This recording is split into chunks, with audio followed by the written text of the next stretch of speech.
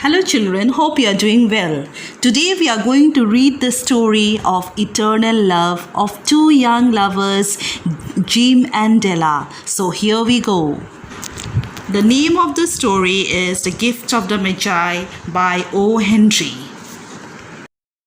Now students, I'll tell you something about the author O. Henry. William Sidney Porter, better known by his pen name, was an American short story writer. So O. Henry was his pen name, okay? He was born on 11 September 1862 in Carolina. He moved to Texas in the year 1882, where he met his wife and had two children. In the year 1902, after the death of his wife, Porter moved to New York, where he soon remarried. He got married again. It was while in New York that Porter's most intensive writing period started, with Porter writing around 381 short stories. So O. Henry is actually known for his short stories. Porter's works include The Gift of the Magi, The Duplicity of Hargreaves, and The Ransom of Red Chief. His stories are known for their surprise endings and witty narration. Witty, you understand? Very wise and also humorous, and surprise endings means you don't expect such endings. All of a sudden something different happens, you are thinking of something else, but something else happens. Okay, Porter also wrote a poetry and non-fiction. Porter's legacy includes the O. Henry Award, an annual prize awarded to outstanding short stories. See, so he won an award also. Okay, so this is all about O. Henry. Students, I am going to give you the summary of the story. The Gift of the Magi is about a young couple, Jim and Della, who are short of money but desperately want to buy each other Christmas gifts.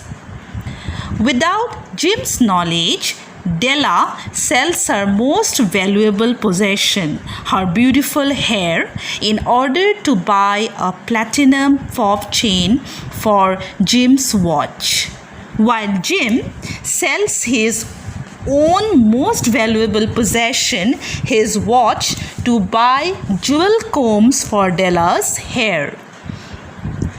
Both of them sacrifice their most prized possessions to buy Christmas gifts for each other.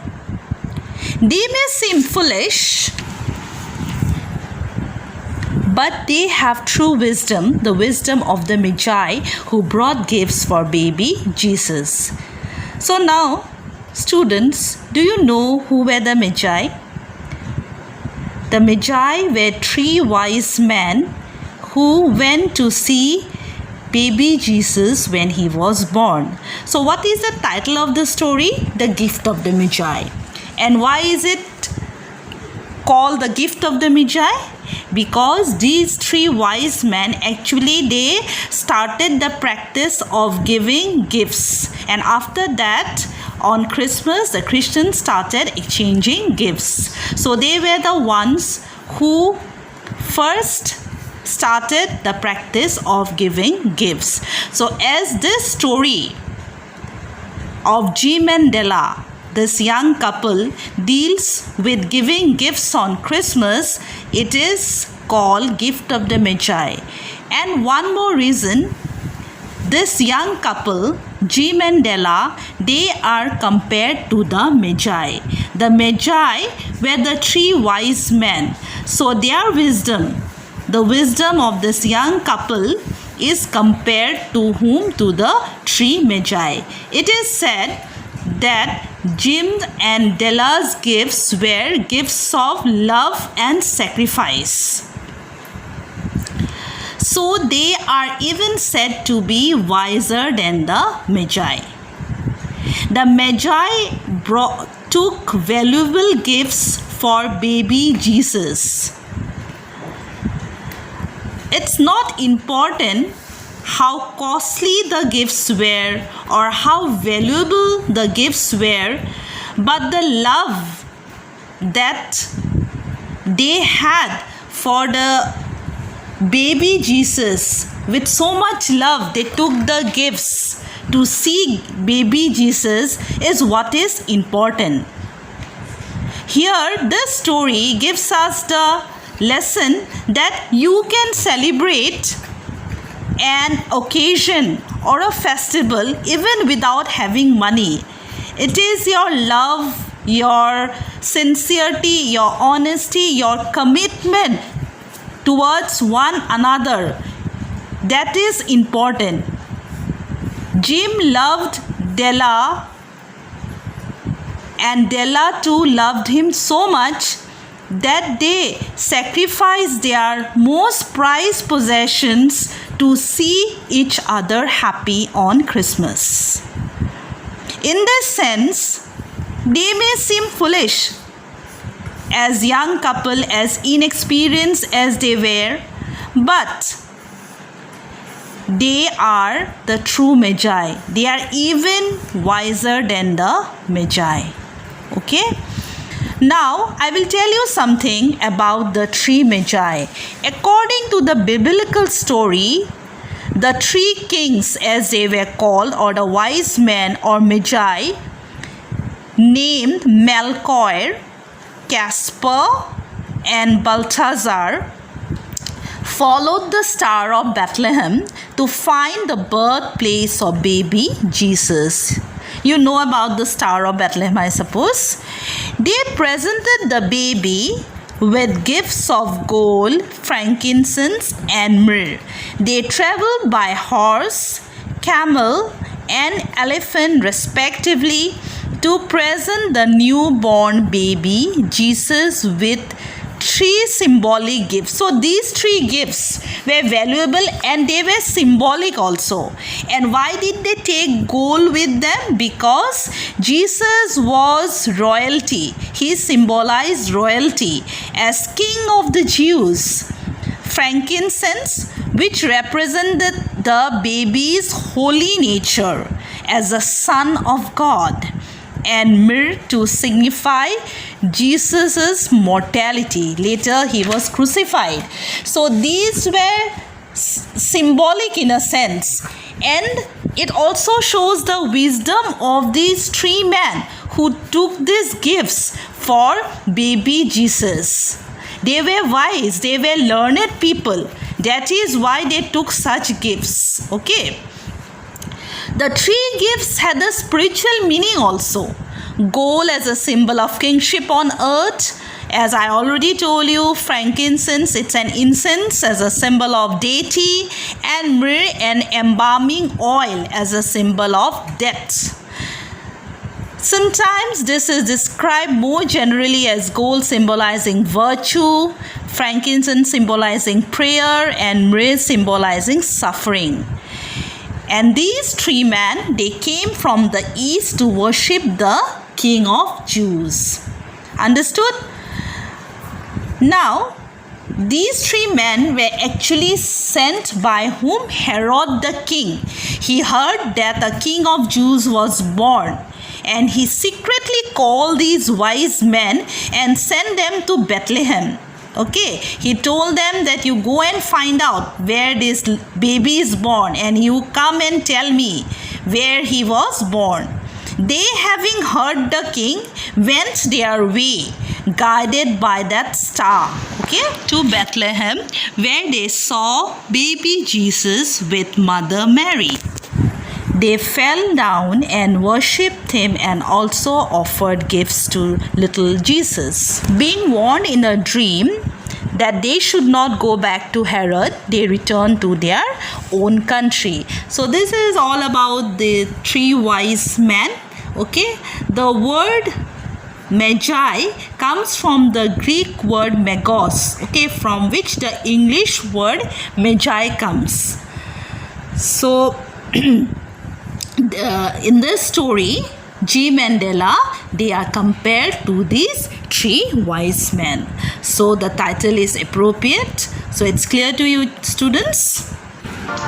Students, kindly go through the word meanings.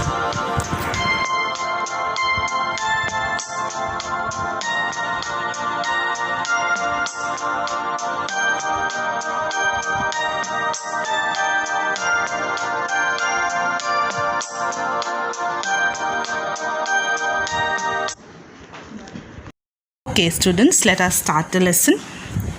$1.87. That was all, and 60 cents of it in pennies. Pennies saved 1 and 2 at a time by bulldozing the grocer and the vegetable man and the butcher until one cheeks burned with the silent imputation of parsimony that such close dealing implied. 3 times Della counted it, $1.87, and the next day would be Christmas. So, $1.87. Cents is a monetary unit. So, this is the amount of money that Della had on Christmas Eve. That was all. That was that meager amount that she could save for Christmas. And 60 cents of it in pennies. In pennies, she had only 60 cents. A very meager amount. Pennies saved 1 and 2 at a time by bulldozing the grocer and the vegetable man and the butcher until one's cheeks burnt with the silent imputation of parsimony. So, pennies, how did she save the money? In 1 and 2 pennies, how she saved? By bulldozing the grocer and the vegetable man. Bulldozing, you can say here, by bargaining. Here the right word would be bargaining. By somehow bargaining with the vegetable man, the grocer, somehow she saved some money until one cheeks burnt with the silent imputation of parsimony. So she went down to such a level that one would become embarrassed to do such bargaining.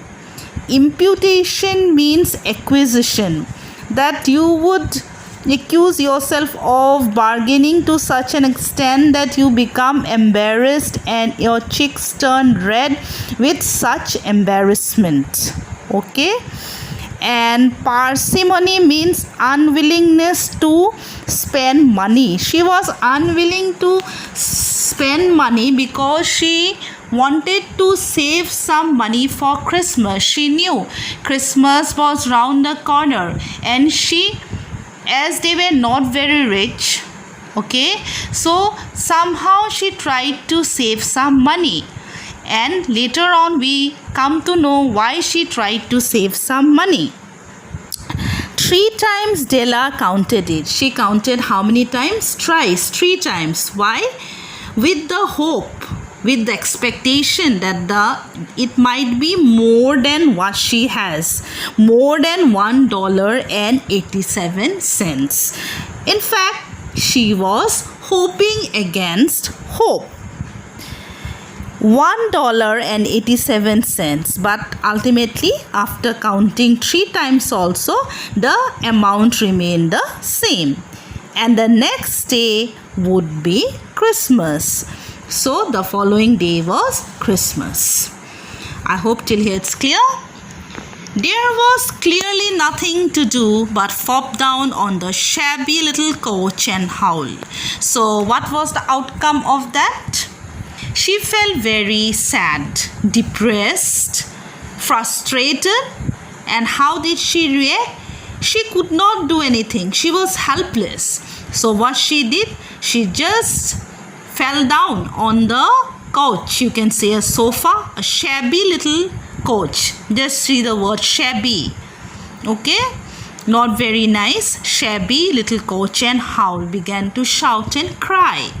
So Della did it. This is what was her instant reaction when she found that she could save only $1.87, and the next day would be Christmas. So Della was very worried. The following day was Christmas, and what she would do with such a meager amount of money. There was clearly nothing to do but flop down on the shabby little coach and howl. So Della did it, which instigates the moral reflection that life is made up of sobs, sniffles, and smiles, with sniffles predominating. So, feeling helpless, what did Della do? She just sat down on her sofa. Coach means sofa, which was shabby, worn out, and started crying, howling, which instigates the moral reflection that life is made up of sobs, sniffles, and smiles. That means life is a mixture of joys and sorrows. Sobs, sniffles, all these indicate tears, weeping, crying, and smiles, you understand, happy moments, with sniffles predominating. Sniffles here symbolizing the sorrows and the sufferings one has to undergo. The sufferings are more compared to happiness in our lives. They predominate, okay? So it is seen that life, though a mixture of joys and sorrows, it is sorrows that actually predominate our life, that rule our life, which is shown in the story of Jim and Della, a poor couple who are deeply in love with each other. While the mistress of the home is gradually subsiding from the first stage to the second, take a look at the home, a furnished flat at $8 per week. It did not exactly beg a description, but it certainly had that word on the lookout for the mendicancy squad. So mistress of the home is who? Della. She is very sad. She could save only a small amount of money for Christmas, and she started crying. So here the writer says that now let us look at the house where they live. A furnished flat at $8 per week. That is not a very handsome amount, a very meager amount. $8 per week. It did not exactly beg a description, but it certainly had that word on the lookout for the mendicancy squad. So what is the meaning of mendicancy squad? It is a police squad that picked up beggars and the homeless. So why the word mendicancy squad is mentioned here? With reference to the little apartment or the house where this couple lived. Although it is not run down beyond description, the apartment was very close to appearing to be a place where homeless beggars would dwell. So it was a shabby apartment, and it was no doubt furnished, but it was in not a very good state. Okay, they could afford to live in an apartment which was quite small and shabby, and that speaks of their economic status. Clear? In the vestibule below was a letter box into which no letter would go, and an electric button from which no mortal finger could coax a ring. Also, appertaining thereunto was a card bearing the name Mr. James Dillingham Young. So, in the vestibule below, means in the hall below, there was a letter box, okay? And it was in a very dilapidated state, where no letter could go inside, and there was also an electric button and you could not press it. That was the condition of the letter box. And there was also a card, a nameplate you can say, where Mr. James Dillingham Young was written. The Dillingham had been flung to the breeze during a former period of prosperity when its possessor was being paid $30 per week. Now, when the income was shrunk to $20, the letters of Dillingham looked blurred, as though they were thinking seriously of contracting to a modest and unassuming D. So these lines speak of the economic status of the family. Okay, this letter box, then the nameplate, and also the fact that earlier Dillingham used to get a handsome salary. That is, he was paid how much? $30 per week. Now it came down to how much? Only $20. And with that meager amount, it was very difficult to run the family. So it seems, it is said in a symbolical way, that even the letters that were on that card, Dillingham, Mr. James Dillingham Young, seems to look very small, as if they have contracted to a single D. Okay, unassuming means modest.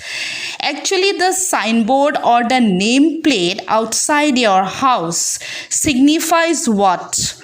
Your status, your position.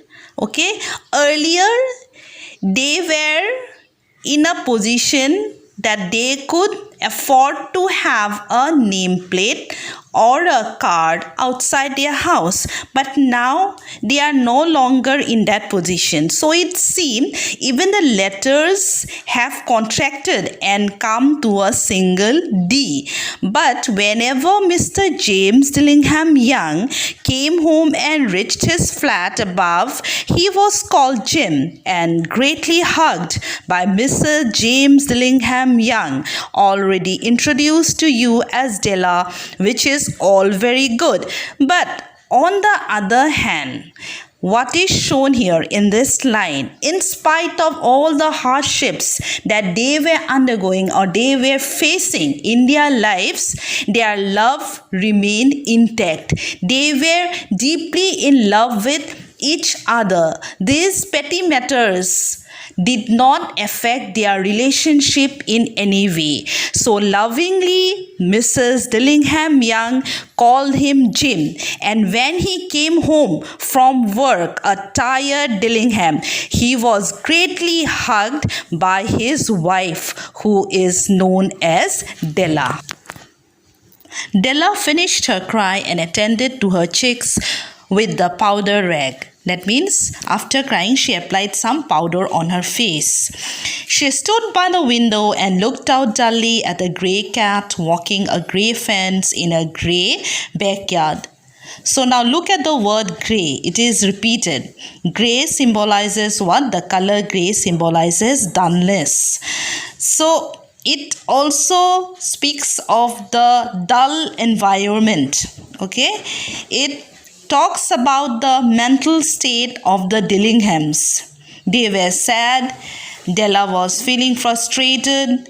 They had a very meager amount of money with them. It was Christmas. So all these things taken together is symbolized by the grey cat. The color grey is highlighted here. Tomorrow would be Christmas Day, and she had only $1.87 with which to buy him a present. So this is repeated again with that meager amount of money which she has, and with that small amount of money she has to give Jim a present worthy of her dear husband. She had been saving every penny she could for months with this result. So she was feeling sad because she tried her best to save money for Christmas. But what did she get? In return, only $1.87. $20 a week doesn't go far. $20 means that was the income of Jim. So it is said that $20 is not enough to run a family. expenses had been greater than she had calculated. So expenses, as you can see, it's a fact that expenses go on rising. It's always on the rise. They always are. Only $1.87 to buy a present for Jim. Her Jim. So it is said in a very loving and sweet way. Her Jim, whom she loved very dearly. Many a happy hour she had spent planning for something nice for him, something fine and rare and sterling, something just a little bit near to being worthy of the honor of being owned by him. So she wanted to give a very rare and precious gift to her husband Jim. Something actually worthy of him, something nice, precious, rare, uncommon, something matching his personality and his character, something just a little bit near to being worthy of the honor of being owned by him. But what? Everything in vain. So she could not do that. As such, she was feeling very sad. There was a pier glass between the windows of the room. So pier glass is a glass fitted between the windows, and only a very thin and slim person can have a look at it and see his or her image. Perhaps you have seen a pier glass in an $8 flat. A very thin and very agile person may, by observing his reflection in a rapid sequence of longitudinal strips, obtain a fair, accurate conception of his looks. Della, being slender, had mastered the art. So it is said that you have to be very thin, slender, okay, and you have to know the art of looking at a pure glass. So Della, she was thin and she was agile, very swift in her movements, and that is why she had mastered the art and she could look at herself in the pure glass. Understood? Story so far. So we have seen that Jim and Della are a young couple. They are deeply in love with each other.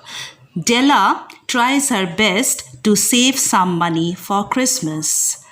On Christmas Eve, she counts her money and finds that she manages to save just $1.87, and that's a meager sum of money. She feels very sad and starts crying and howling. Then she looks at herself in the pure glass. So I end the video here. The remaining part of the story will be done in the next video. Stay safe. Thank you. Okay students, let us look at the questions. The first one, how did Della succeed in saving $1.87? So it's in the first part of the lesson, as already explained to you, how by bulldozing the grocer and the vegetable man, how she saved $1.87 until she felt very embarrassed. Okay, those things you have to write just for 2 to 3 marks. Next, describe Della's flat.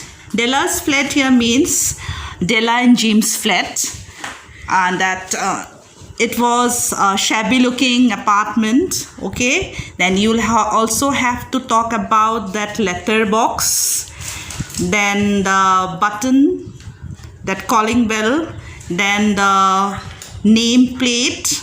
Everything you have to mention which speaks of their status or present condition. Next, why did everything look grey to Della that morning? So remember that cat, a grey cat on a grey morning near a grey fence. I explained to you how the color grey highlights the fact that Della was very sad that morning. It speaks of the mental state of Della and also the surrounding. Okay. Then the next question, who were the Magi? I already explained to you the Magi were three wise men who came from the east and visited baby Jesus in his manger. How they took gifts which were precious, and also with so much love they gave the gifts to baby Jesus, and from there on the practice of giving gifts started during Christmas. And it's for 2 to 3 marks. You can add one more line how Jim and Della are compared to the three wise men or the Magi. What makes the author come to the conclusion that life is made up of sobs, sniffles and smiles, with sniffles predominating? That life is a mixture of ups and downs in one's life. But it is seen that there are more sorrows in our life than happy moments. And these sorrows dominate our life, which is shown in the story of Jim and Della. Clear, students? So these are the points you are going to include in your answer.